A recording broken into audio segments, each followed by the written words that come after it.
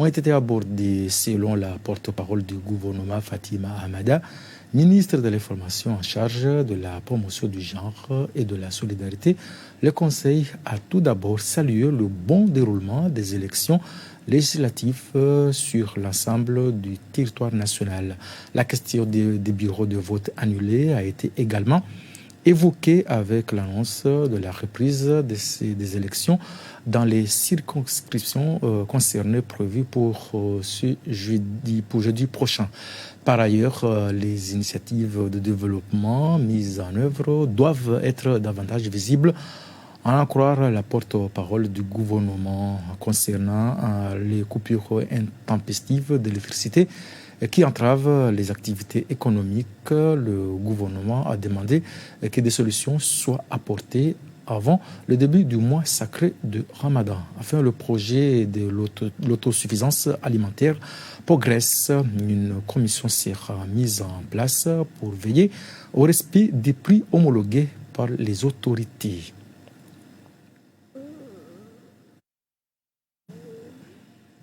La Direction générale de la fonction publique informe la population que, conformément au décret du 25 janvier relatif à une journée chômée et payée, la journée du jeudi 30 janvier 2025 est déclarée férié, chômé et payé pour cause des élections législatives partielles. Le camp national des jeunes entrepreneurs comoriens s'est tenu du 24 au 25 janvier, rassemblant de nombreux jeunes autour de divers ateliers et échanges. Cet événement avait pour ambition de promouvoir l'entrepreneuriat auprès de la jeunesse comorienne. Reportage signé Ikam Ben Saïd Hassan. Organisé sous l'égide du ministère de la Jeunesse, ce camp s'inscrivait dans une démarche de renforcement des capacités des jeunes entrepreneurs. À travers des ateliers pratiques et des discussions, les participants ont bénéficié de l'expertise de divers intervenants. L'événement a également mis un point d'honneur à encourager la coopération entre les jeunes issus des différentes îles. Nous voulons faire comprendre aux jeunes que l'avenir du pays dépend de la jeunesse, par la création d'entreprises, par l'emploi, et l'emploi aussi passe par la jeunesse. Donc, après ce colloque, on attend un bon nombre de jeunes qui vont s'inspirer, qui vont s'intéresser à se lancer à l'entrepreneuriat et comprendre qu'entreprendre ne dépend pas de beaucoup d'argent, mais ça commence par une idée. Et comprendre qu'il y a un conseil mis en place au Cameroun dont je suis la vice-présidente, appelée Conseil panafricain de l'entrepreneuriat jeune. Nous sommes là comme leurs avocats, nous sommes là pour parler avec nos hôtes, le gouvernement, les institutions locales, les organismes internationaux, pour accompagner ces jeunes entrepreneurs. Cet événement a marqué une étape importante dans l'accompagnement des jeunes entrepreneurs en renforçant leurs capacités et en stimulant leur ambition de contribuer activement au développement économique du pays. Clôture ce samedi à l'ANFAG d'un séminaire sur les droits de l'homme et de l'enfant dans l'exercice de la police judiciaire, un événement organisé par la CNDHL, Commission nationale des droits de l'homme et de liberté, l'AND, Armée nationale de développement, pour renforcer l'appareil judiciaire de l'Union des Comores. Reportage de Mariam Alirloa et Mohamed Issiaka.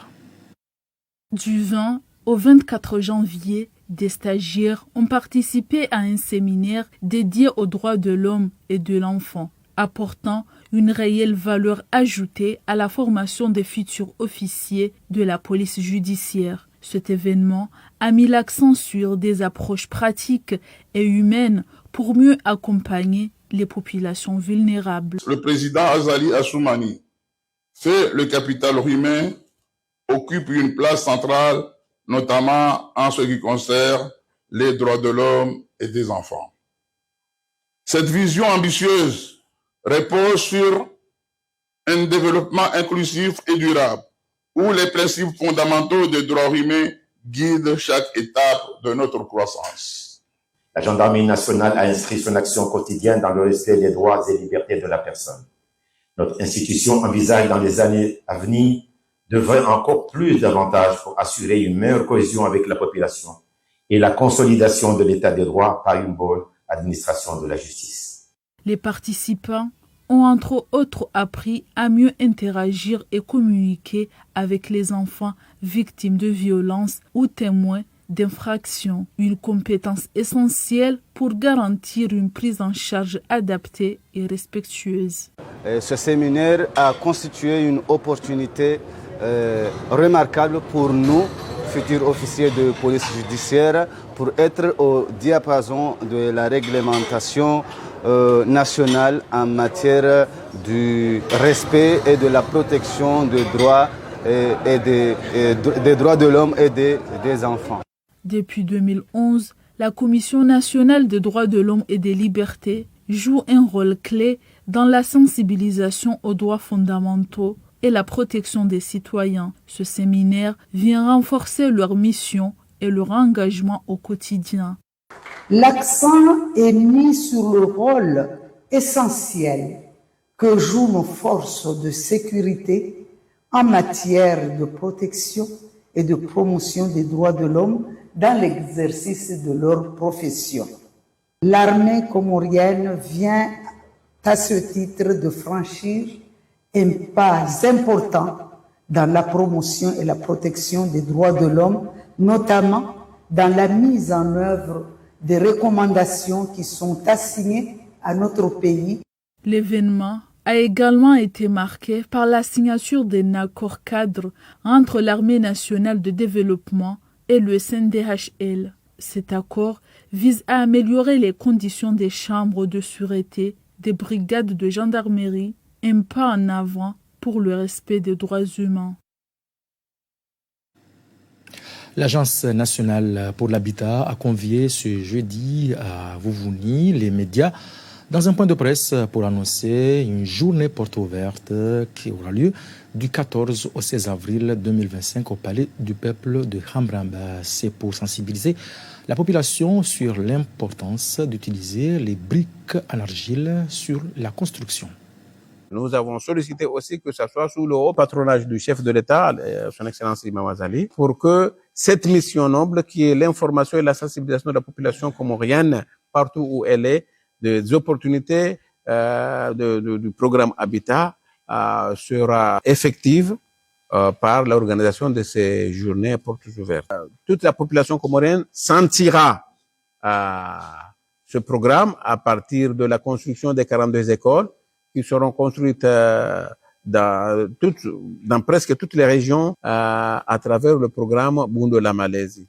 Donc, nous ne voulons pas que la population soit surprise de ce programme et que déjà la population commence à sentir qu'il y a des changements qui vont venir et qu'ils soient sensibilisés du jour au jour des opportunités, surtout concernant les catastrophes naturelles et les changements climatiques qui sont pour le moment inéluctables au niveau de tous les pays, mais comment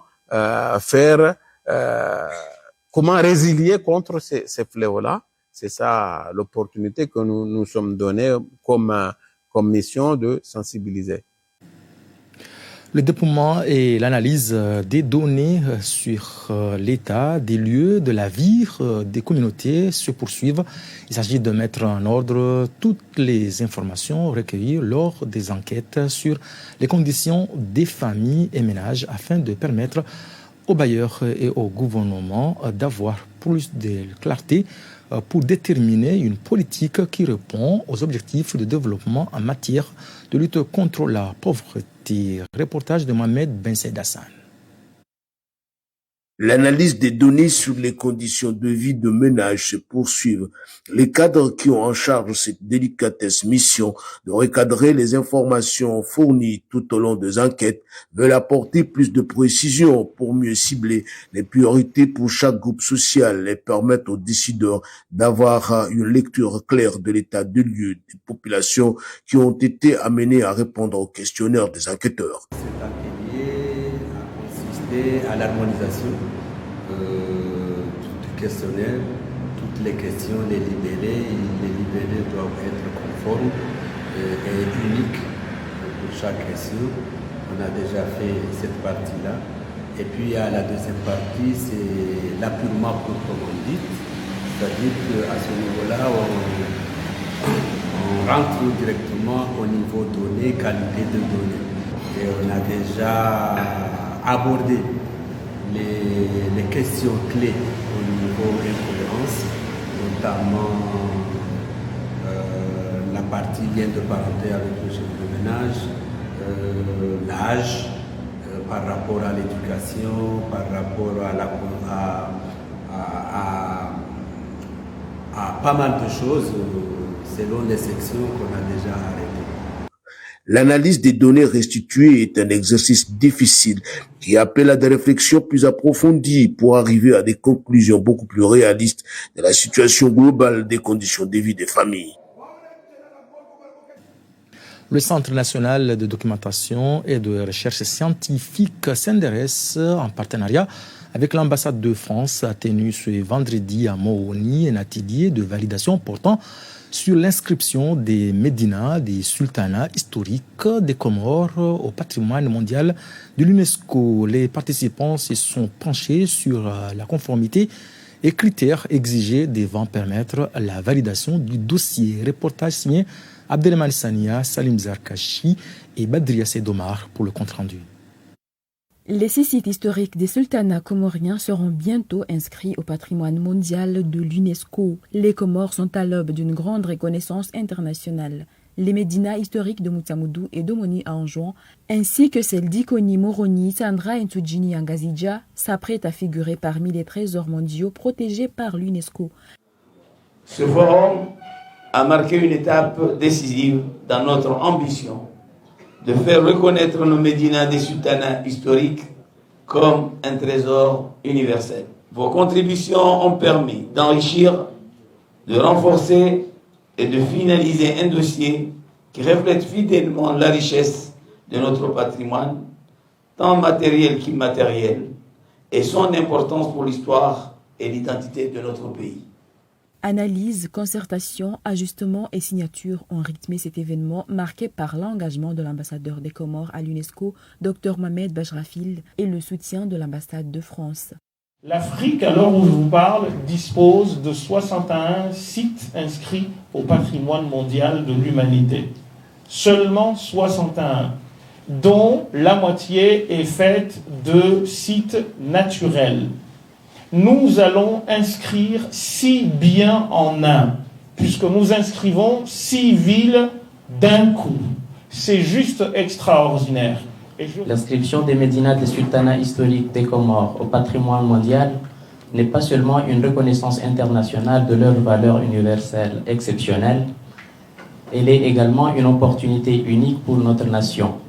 Elle nous permettra de renforcer notre identité culturelle, de promouvoir le dialogue entre les générations et de contribuer au développement économique et touristique durable de nos régions. Avec cette reconnaissance mondiale, les Comores dévoileront au monde leur richesse culturelle unique. Une étape historique qui ouvrira les portes à des visiteurs venus des 4 coins du globe, prêts à découvrir les trésors des sultanats comoriens. Autre volet de l'actualité, l'ANERTIC, en partenariat avec l'Union internationale des télécommunications UT, a tenu ce jeudi 23 janvier une conférence de presse pour annoncer les résultats du concours GIS 25. Cet événement a permis de révéler l'identité du participant qui représentera les Comores dans ce concours international dédié aux technologies de l'information et de la communication TIC, placé sous le thème « Faire entendre la voix des jeunes dans le domaine des TIC en vue de bâtir un avenir connecté ».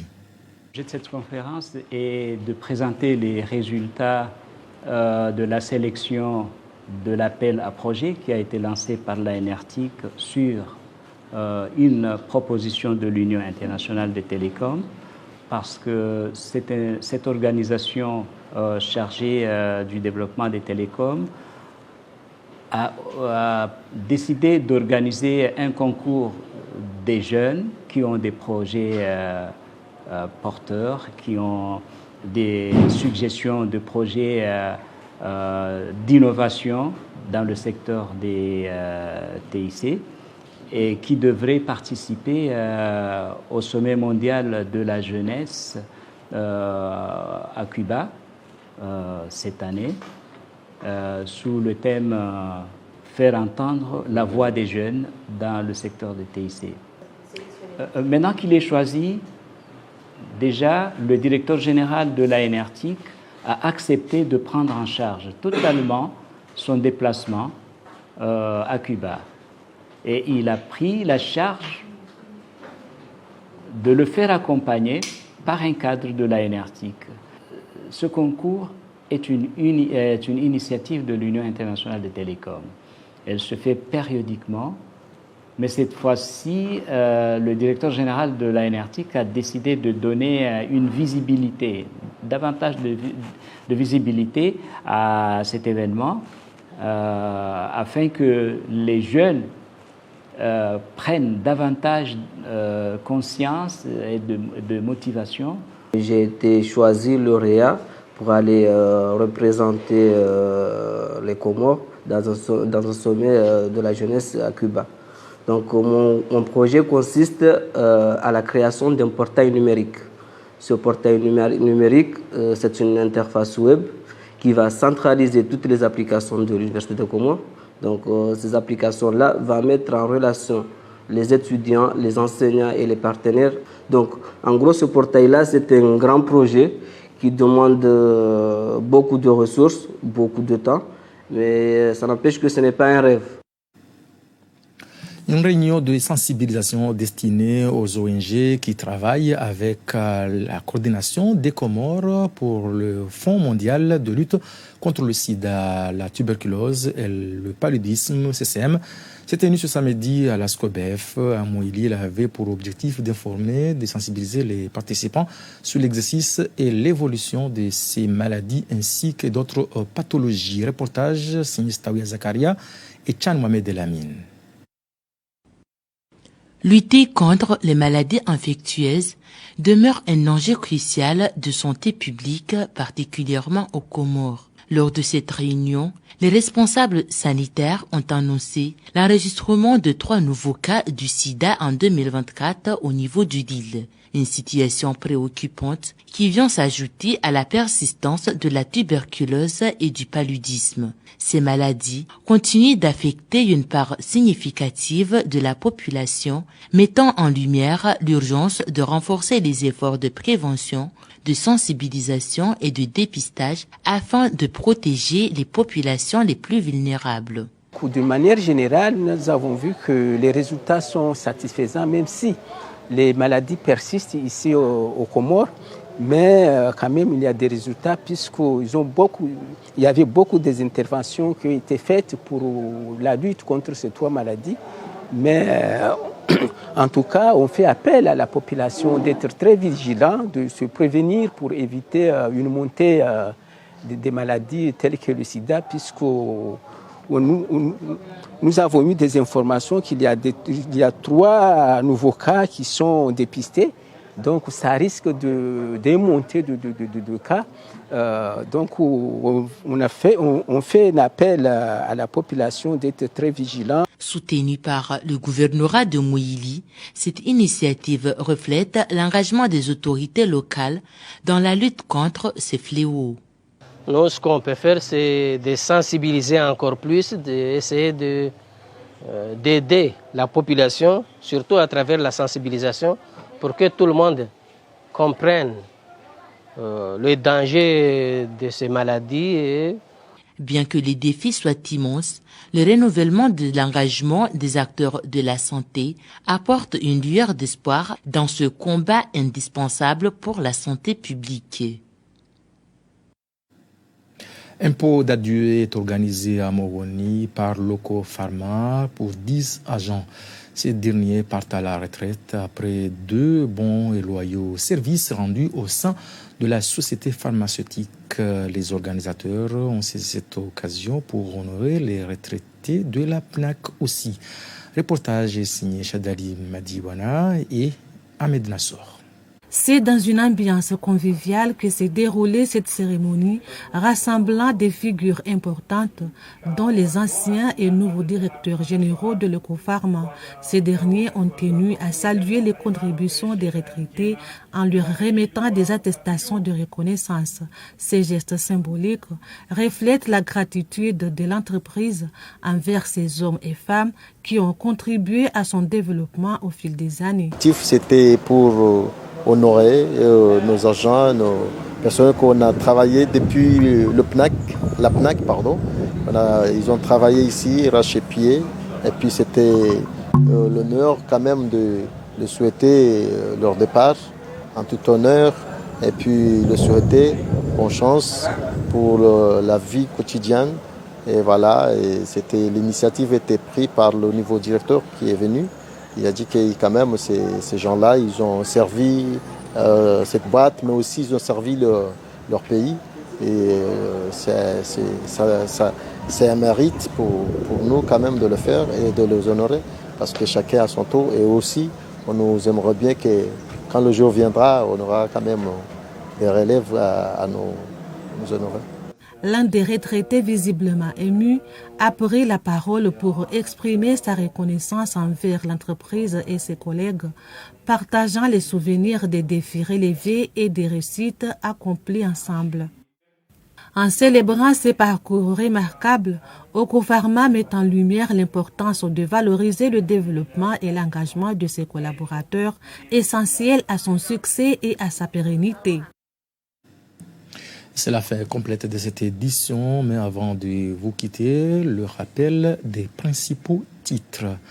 Le Centre national de documentation et de recherche scientifique CNRS, en partenariat avec l'ambassade de France, a tenu ce vendredi à Moroni un atelier de validation portant sur l'inscription des médinas des sultanats historiques des Comores au patrimoine mondial de l'UNESCO.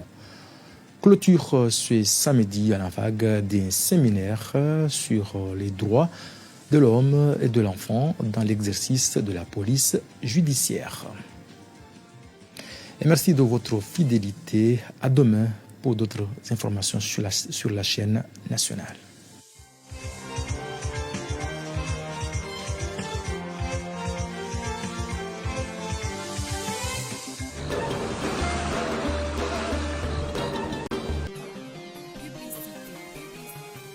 ORTC, c'est la pub. ORTC, c'est la pub.